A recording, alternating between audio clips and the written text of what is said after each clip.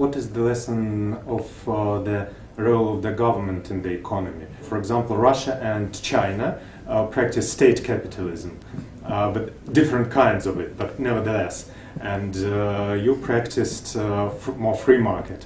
So, well, what works better? As you said, there are clear lessons. Yeah, what works better? There's no doubt what works better is you can have big champions in an industrial sector, and that can be very effective for your country, like South Korea today.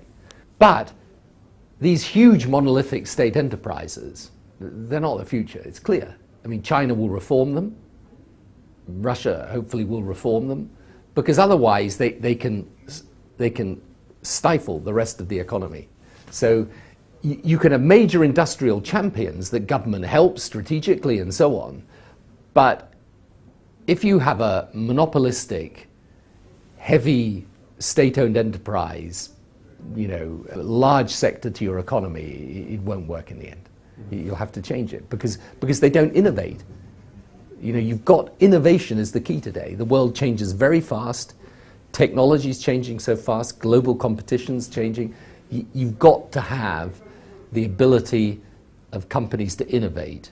And if you have too large a state-owned sector, it just doesn't do that.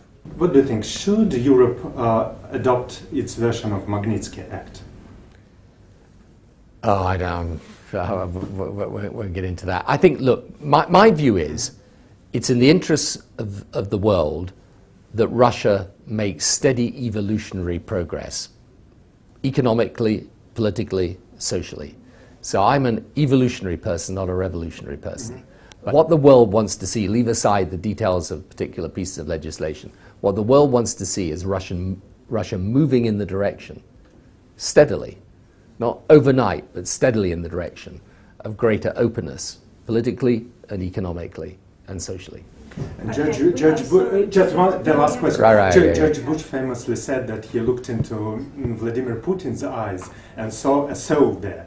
You also met Vladimir Putin. What did you see in his eyes? Look, there's a lot of progress that Russia has made in this past 10, 15 years, right? And that progress is clear.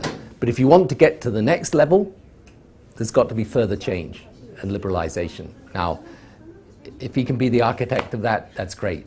But it's better to be the agent of change rather than the victim of it.